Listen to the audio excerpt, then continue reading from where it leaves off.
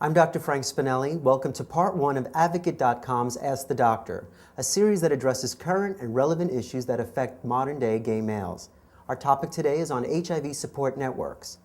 Support networks provide a vital service for many individuals who are living with HIV. Not only do they offer emotional and psychological support, they also provide an important vehicle to share personal experiences and practical information on new HIV drug therapies. Patients come to support groups with varying levels of understanding about HIV and HIV treatment. Some are better informed than others, and some have received better care than others. Many remarkable organizations such as Callen Lorde and the LGBT Center here in New York City offer exceptional care and services through their peer network programs and aim not only to support but to educate those who cross their doors.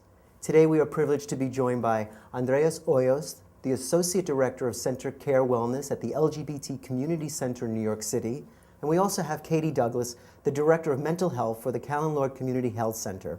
Welcome. So let's begin by asking Andreas, in your opinion, why have support groups played such a critical role for individuals living with HIV?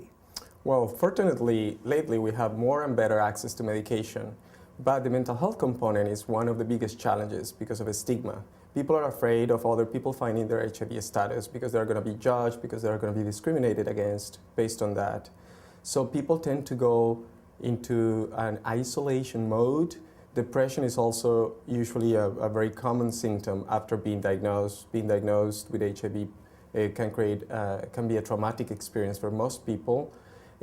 So creating support networks, support groups is very important because it's a safe space where people can start to reconnect with people in a healthy manner.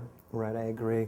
In addition to gaining support from peers, what are some other benefits of networking with other HIV survivors?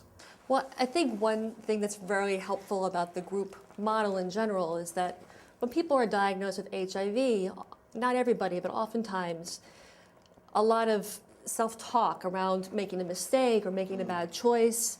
A lot of times people are just beating themselves up about becoming HIV positive. And what happens in a group process is actually people regain that sense of empowerment. They regain a sense of efficacy and of agency, and really are able to see that they can, through use with their peers, be able to create a life that can accommodate an HIV diagnosis. They can begin to assimilate and integrate the diagnosis into their life. So I think one of the most important things is that it really helps people regain a sense of empowerment and agency. I think that's so important too. I mean, especially when you get a diagnosis, there is a tremendous amount of guilt that goes with it, and I feel that peer support groups really help to connect with others and get past that. So as you said, you can empower yourself. I wanted to ask either one of you, I notice, and the statistics have shown that the age group has become younger for newly diagnosed, particularly younger than 30. Do you feel it's important that they attend peer groups that are more within range of the age that they are? Andreas?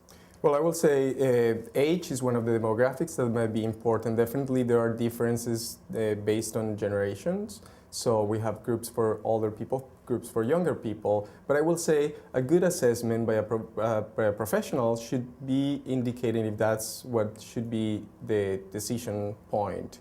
Meaning for other people, there might be other parts of their identity that are very important to take in consideration, like race, ethnicity, immigration status, sexual orientation, or... No, that's a very good point as well. It's not only age, it could also be race or religion, religious background. I just find that a lot of patients that come in that are usually younger feel like they identify more with the younger group as opposed to going to maybe a group that's older than 50. What I've noticed at Callen Lorde is that there is that hesitation by people who are interested in our groups about what the age makeup will be of a group. And we work to make sure that there isn't somebody the only in a group in general, so that there's a mixture of 30, 20s, or 40s and older. But I also find that actually having some cross-generational interaction has been really helpful to our patients. They all share the experience of being in one group, being newly diagnosed. We have also a long-term survivor group for people who have been positive over 10 years. But in the newly diagnosed group, I think what's been really incredible to watch is to see gay men for the first time actually have relationships that are cross-generational, that feel healthy, that feel comfortable, feel safe, feel as if they're they're a mutual understanding and supportive. So you feel like it works like a mentorship, they're fostering care, as if you went with someone who is probably older, they could talk them through it and see, well, look, I've made it through 10 years, it's not a death sentence. Is that the way you feel? Absolutely, but it's also the other way that I think people who are younger also in some ways, they haven't gone through the world living in the same type of homophobia that older generations have. So they also embody an understanding of the world that I think older gay men can also kind of adapt and internalize. That's really helpful. I think that's very true. I think a lot of the younger men, particularly younger than 30, come out earlier as opposed to the older men that were receiving a diagnosis of AIDS in the past. I know when I speak a lot, especially in peer support networks and doing outreach programs, I find that a lot of patients are really eager to talk about their health, their specific regimens, their side effects. Do you feel that that's constructive, or do you feel it works against them when there are other people there that might be hearing this information that's very personal? Andreas? I think it depends on how it's framed. I found at the center that it's very helpful for people to hear other people's experiences. They can learn from their mistakes or their accomplishments. They can get informed information that might be helpful to discuss then later with their provider. But what we emphasize is anything that is discussed there is just a basic information. Final decision should be made with your primary provider in a clinical setting. So it is important for clients to have a space where they can ask the questions that they sometimes don't ask the doctor because they are shy, because they don't have enough time to have a conversation. So they feel empowered to have these conversations after they have rehearsed with other peers in a group setting. So it's helpful if he's not taken as the final decision. Well, that's some great advice. Thank you both so much. Well, that about does it for this segment of Advocate.com's Ask the Doctor. Thank you so much for joining me today, and thank you to my guests. Before I go, please remember, even if you don't believe you need emotional support, there is a lot of practical information to be gained from organizations that provide services specifically catering to your needs.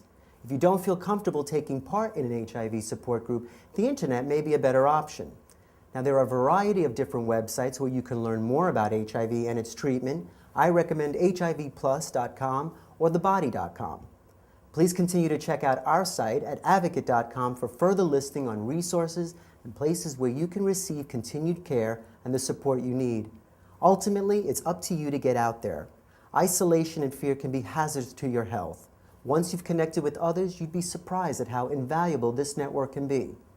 There are over 1 million people living with HIV in America and approximately 40,000 new cases each year. Reach out for support. It will strengthen and empower you in order for you to keep growing and to live life to the fullest. I'm Dr. Frank Spinelli. For more information on either of these two organizations, go to callenlord.org or gaycenter.org.